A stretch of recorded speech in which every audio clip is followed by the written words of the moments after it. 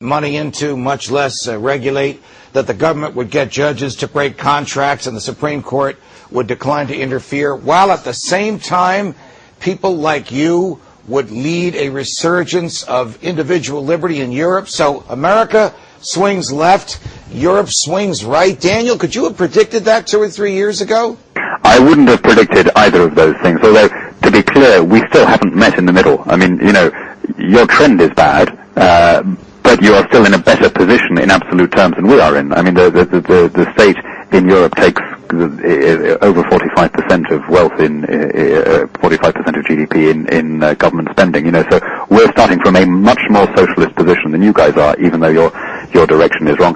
Now, what happened basically on Sunday all over Europe is that in the financial crisis, people decided that they couldn't afford the indulgence of social democracy anymore.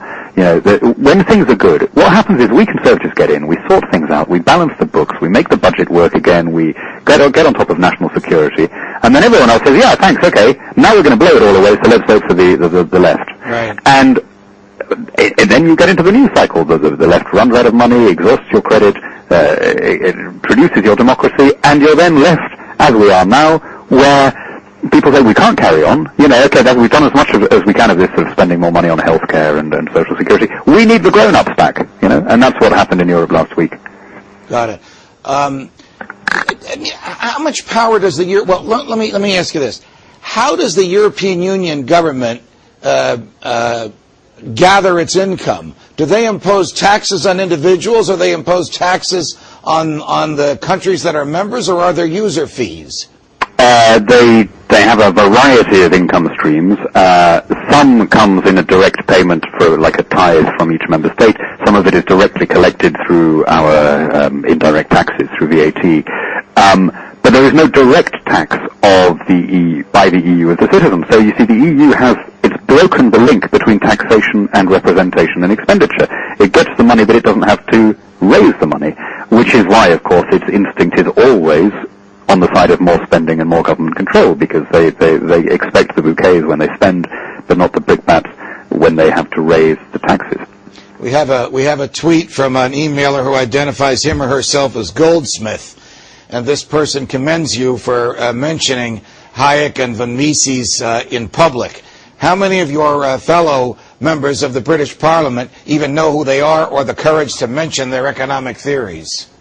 Well, famously, Margaret Thatcher, when she was the leader of the opposition, came in and slammed a copy of Hayek on the table in the cabinet and said, I want you all to read this book. It was his Road to Serfdom.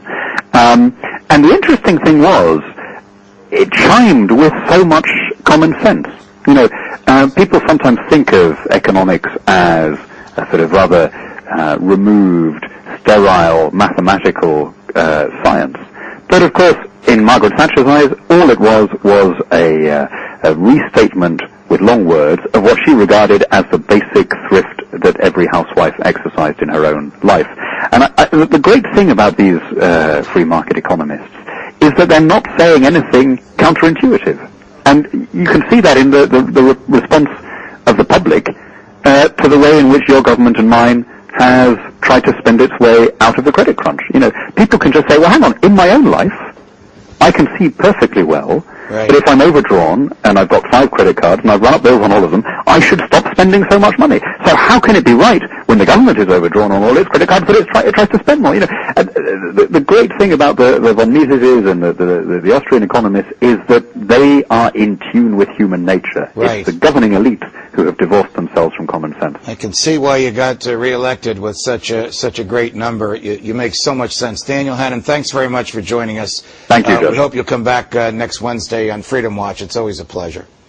Pleasure it is indeed for me to introduce my good friend and colleague in the Freedom Wars, the one and the only Nick Gillespie, formerly from Reason Magazine, now from Reason TV. Hello, Nick. Welcome to Freedom Watch. Hi, Judge. Thanks for having me, and I don't want to let your viewers down, but it's a real come down to talk to me after talking about Mises and Hayek and Margaret Thatcher. That's for sure. It's a delight to talk to you under any circumstances, and all of the fans of Freedom Watch know that, and you're on the list of people that they've asked me to get on the show, and it's a thrill to do it. You and I have been friends in these wars for a long time, back in the days when you wore a coat and tie and I wore a leather jacket. That's how long we've known each other. You had an interesting piece that really captivated a lot of our viewers and a lot of our mutual friends that you published recently on using the legalization of drugs, prostitution, and gambling as an instrument, A, to enhance freedom, private behavior that doesn't harm anyone, freedom of choice, and B, at the same time, add to the coffers of the government. So take the ball and run with it. I understand the argument from Freedom, and I fully endorse it. Right. But do we really want to give the government a nickel more cash than it already has, that it already takes from us? You know what? I got that a lot in this piece. I simply argued that in cash-strapped times when governments are looking for new revenue streams, why not allow the legalization of currently illegal drugs, make prostitution legal, and make all forms of gambling legal, because, of course, virtually every state in the union has some kind of state lottery, or they authorize certain types of gambling, but not other types of gambling. Why not open up things a little bit? It would make people more free. This behavior is going on anyway. And, it would. I mean, I think it's an argument that reaches a lot of people who otherwise wouldn't be inclined towards liberty. It would give a little bit more revenue to governments that could use that. One of the problems with that is that we've seen from states' experience with gambling, with state lotteries, which typically earmark dollars for old people and education, that the money just gets spent poorly anyway. But here is, for me, if I'm gonna have a martini and the equivalent of 80 cents of that drink is going to go to the government, why not allow me also then to have a joint and tax it like cigarettes or alcohol? It seems like a no-brainer to me. Certainly, with respect to gambling, you bring back to my memory an old argument from the first year of law school. The Latin phrase is malum prohibitum versus malum in se, meaning this is illegal because it's wrong in and of itself, like murder or theft, versus this is illegal just because the government says it's wrong, but the government wants to do it itself, like gambling. I mean, the most pervasively gambling states in the Union, Nevada and New Jersey, it's all done by the government. Basically, they just don't want anybody competing with them. That's why they make it illegal, right? I think that's absolutely true. And then, certain interests manage to keep online gambling off, interests that are often located quite heavily in Nevada and New Jersey as well. And it is absurd on at least a couple levels for the reason that you pointed out, that this is not bad behavior. It's not committing a crime. It's just something that has been defined as such for the convenience of the powers that be.